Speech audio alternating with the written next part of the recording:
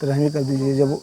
जब आ नहीं रहा है, जब कोई सूचना भी नहीं, क्योंकि सूचना भी नहीं थी कोई किसी को महीनों से, तो लोग बोले कि ठीक है नहीं 13वीं करना है तो कम से कम 3 दिन की जो तृतीया होती है, मतलब आत्मा शांति के लिए वही कर दें।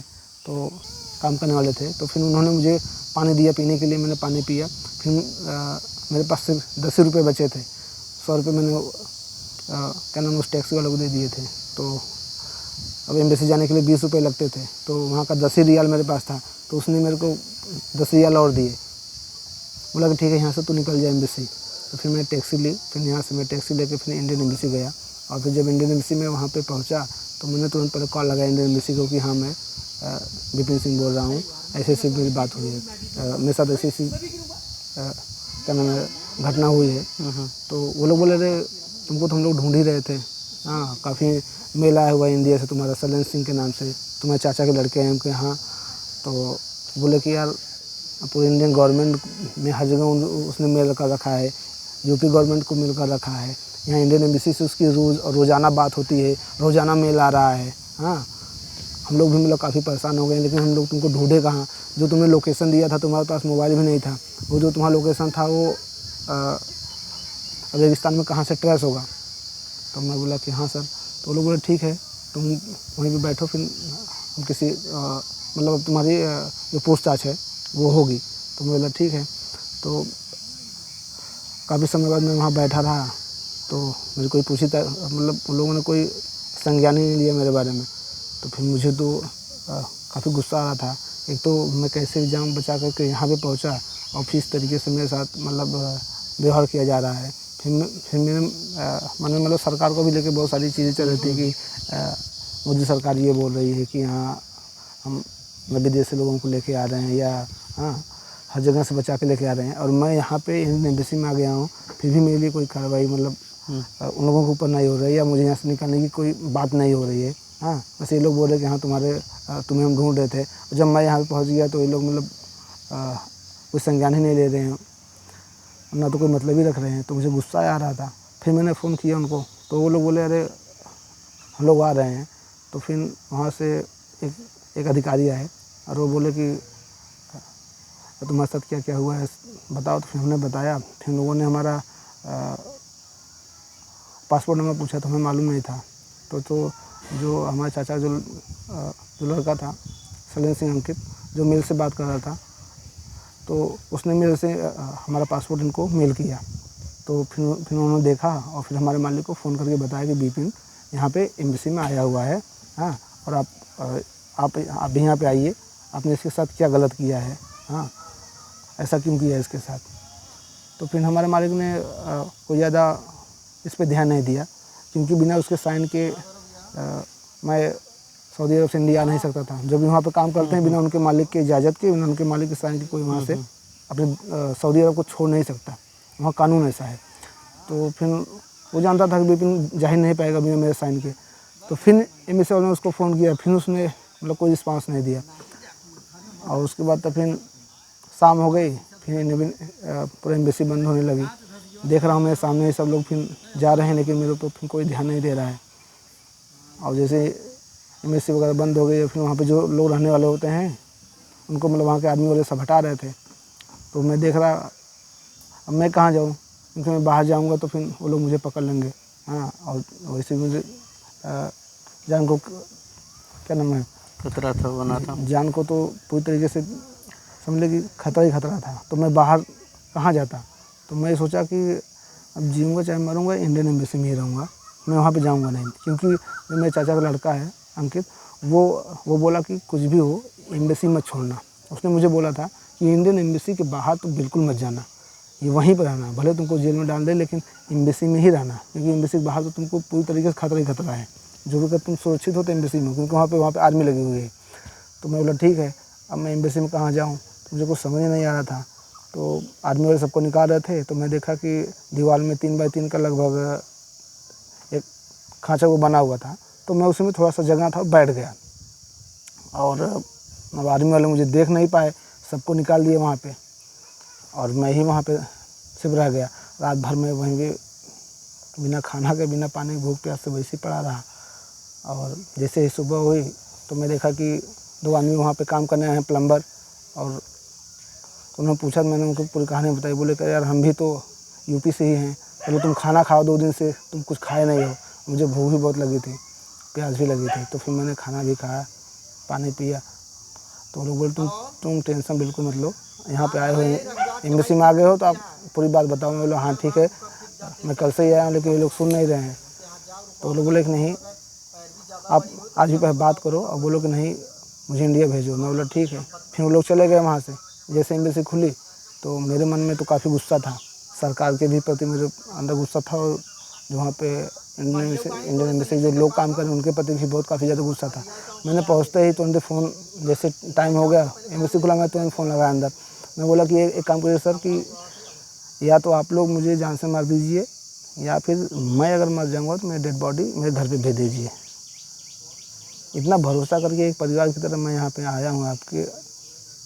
आपको पूरी अपनी कहानी, पूरी आप बीती बताई, अपने ऊपर जितने अत्याचार हुए सबको आपको बताए हैं हमने। और जो भी हमने वीडियो फ़ोटो भेजा था वो सब आपको मेल के द्वारा मिला हुआ है सारा सबूत, फिर भी आप हमारे साथ ऐसा कर रहे हैं। तो हमारे इस तरीके से मतलब रिजेक्ट करने के कारण फिर तब वो लोग 2-3 लोग फिर आए, फिर वो लोग बैठे और फिर हमारी पूरी कहानी सुने। तो फिर वो लोग सुनने के बाद तो फिर हमारे मालिक को फिर वो लोग फ़ोन किए।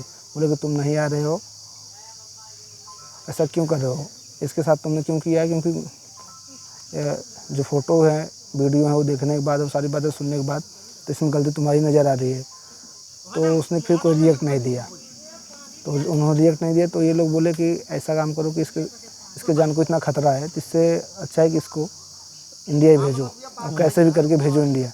नहीं तो वो लोग इसको बाहर पाएंगे तो वैसे भी इसको मार देंगे, और जब बाहर जाएगा तो जब लोग गायब कर देंगे तो कौन ढूंढेगा इनको। तो बोले कि इससे अच्छा है कि इसको इंडिया भेजो। तो सब लोगों ने मिल के, पूरे एम्बेसी के लोगों ने मतलब आपस में सब लोग बात किए। बोले कि सबसे पहले इसका जो वीज़ा है वो एग्जिट कर, मतलब इसको सबसे पहले सुबह होते अगर जैसे वहाँ का जो ऑफिस खुलता है एग्जिट वाला, सबसे पहले इसका एग्जिट करा के इसको इंडिया भेजो। फिर उसके बाद यहाँ से सुबह ही मतलब रात में एक आदमी वहाँ पे गए, वो रात में वहाँ पे थे, और जैसे सुबह हुआ सबसे पहले एग्जिट हमारा लगा। और जैसे हमारा एग्जिट लगा है तो क्योंकि जो मेरा मालिक होता है उसका मोबाइल नंबर पर मैसेज जाता है ना, वो वीज़ा जो वीज़ा होता है उसका मोबाइल नंबर वीज़ा से अटैच होता है। तो मैसेज गया कि जो एग्जिट का, कि एग्जिट यानी कि बिपिन जा रहा है। तो वो देखा मैसेज तो तुरंत भागते हुए इंडियन एम्बेसी में आया। बोला कैसे चला जाएगा, मैं साइन नहीं करूँगा तो कैसे जाएगा। फिर उन लोगों से लगा चिल्लाने कि तुम इंडिया के हो, तुम इसको भेज लोगे तो बताना मेरे को, मैं इसको कभी नहीं जाने दूँगा। तो एम्बेसी वालों ने सोचा कि ये बिल्कुल सही कह रहा था, और वो लोग बोले कि ये तो वाकई में बहुत ही हरामी है। वो लोग बोले कि हम तो इसको ब्लॉक करेंगे। हाँ, और मतलब काफ़ी चिल्लाने लगा वहाँ पे, मतलब झगड़े की नौबत आ गई। लेकिन इंडियन एम्बेसी का झगड़ा तो नहीं हो पाया, लेकिन वो इतना ज़्यादा चिल्ला रहा था कि पूरी आवाज़ बाहर तक आ रहे थे। हाँ, तो चिल्लाते हुए फिर बाहर निकला, फिर मेरी तरफ आया। तो एम्बेसी वाला बोले कि वो तुमको छू नहीं पाएगा, क्योंकि जो इंडियन एम्बेसी होती है वो इंडियन गवर्नमेंट की है। बोले कि वो तुमको छू देगा अगर तो यहीं पे कैमरा बंद करेंगे, फिर उसको इतना मारेंगे, फिर चाहे जो होगा हम लोग देखेंगे। हाँ, अगर तुमको छू देगा तो वो मेरे पास और उससे चिल्ला रहा था मुझे। हाँ, और मतलब हाथों से इशारा करता कि तुम्हारा गला काट दूंगा, ये कर दूंगा, तुमको जाने नहीं दूंगा। हाँ, तो वो लोग बोले कि कुछ भी करे तुम इसके साथ जाना मत। हाँ, और उसके बाद ये तुम्हें कुछ टच नहीं कर पाएगा। फिर वो गुस्से में फिर बाहर गया। तो जैसे वो बाहर गए, इंडियन एम्बेसी वाले बोले कि इसको तुरंत लेके जाओ पहले अंदर, नहीं तो फिर यहाँ पे बहुत बड़ा हंगामा हो जाएगा। फिर वो लोग मुझे तुरंत दौड़ते हुए आए, दौड़ते हुए सब बोले कि जल्दी चलो इसको अंदर लेके चलो। फिर मुझे जल्दी मतलब जो होता है ना विजिटर का कार्ड, वो मेरे गले में एक आदमी दौड़ते हुए लेके आया। फिर लोग मुझे ले आए और 2-3 लोग मेरे साथ में सोचा हम चल रहे थे, मतलब मुझे लेकर दौड़ रहे थे कि इसको जल्दी पहले अंदर लेके चलो। जैसे ही मतलब कंप्यूटर से उन्होंने गेट खोला, फर्स्ट से मुझे अंदर लिए और गेट बंद किया, और सीधा मतलब अंदर ले जाके 2 कमरे के अंदर मुझे बंद कर दिया। बोले यहाँ से बिल्कुल मत निकलना किसी कीमत पे, क्योंकि वो बाहर तुमको ढूंढ रहा है।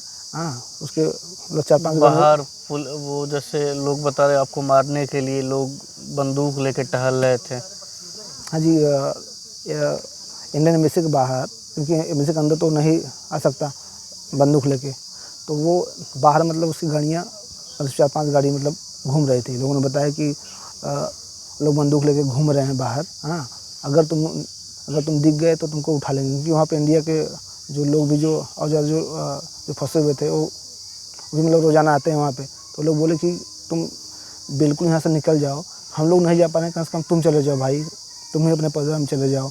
हाँ, कैसे भी अगर निकल रहे तो निकल जाओ, नहीं तो यहाँ से निकलना बहुत ही मुश्किल है, क्योंकि कोई 6 साल से फंसा हुआ था, तो कोई 7 साल, कोई 5 साल, 2 साल, ऐसे लोग फंसे हुए हैं, किसी कोई पेमेंट नहीं मिल रहा है। मतलब सब लोग अपनी कहानी बता रहे थे। बोले भाई तुम बहुत भाग्यशाली हो कि तुम्हारे लिए इतना मतलब तुम्हारे घर से लेके और तुम्हारे मतलब चाहने वाले लोग इतने परेशान हैं, और एम्बेसी भी तुम्हारे लिए मतलब कि लगे हुई है। जी, मतलब कि काफ़ी एक्टिव थी एम्बेसी, क्योंकि जिस तरीके से वहाँ पे मतलब आके चिल्ला रहा था, उनको भी लगा कि नहीं इसकी जान को खतरा है। तो वो लोग बोले कि ऐसा काम करो कि इससे ये केस करेगा, इससे पहले इसकी टिकट निकालो आज, और इसको निकाल के पहले भेजो। तो मेरा टिकट सुबह 7:30 बजे का निकला हुआ था, लेकिन फिर वो एम्बेसी में आया और उसके बाद फिर वो लगा हंगामा करने। तो फिर काफ़ी लोग जुड़ गए एम्बेसी के, और मतलब उसका हंगामा बढ़ता ही जा रहा था। फिर वो 2-3 लोगों के साथ में आया, फिर वो लोग भी काफ़ी ज़्यादा चिल्ला रहे थे। तो मैं वहाँ पे था नहीं, क्योंकि मुझे लोग अंदर कर दिए थे। तो फिर वो लोग बोले कि नहीं, जो जिसने मुझे सऊदी अरब भेजा था, जिसने मुझे टिकट करके, उसने ही टिकट निकाला था मेरा, क्योंकि अगर वो टिकट नहीं निकालता तो उसका मतलब उसकी सर्विस ब्लॉक हो जाती और वो किसी को सऊदी अरब या वो किसी देश में भेज नहीं सकता था। तो सरकार का भी दबाव था, यहाँ पे मीडिया का भी दबाव था, उसके ऊपर इंडियन एम्बेसी का भी दबाव था। हाँ, तो वो बोला कि भाई मैं टिकट निकाल दे रहा हूँ, तो उसने टिकट निकाला ही था 7:30 बजे सुबह का। फिर एम्बेसी वालों ने उससे फ़ोन किया, बोले कि टिकट 7:30 का कैंसिल करके रात का ही निकालो, क्योंकि इसको सुबह तो इसको देखना ही नहीं है यहाँ पे, सुबह ये इंडिया में होना चाहिए किसी कीमत पे। फिर उन्होंने फिर टिकट किया 12:05 का। फिर 12:05 पे फिर मुझे जो वाइस राजदूत हैं वो गाड़ी में बैठे थे, और उनका जो गाड़ी था बाकी झंडा लगा हुआ था, तिरंगा।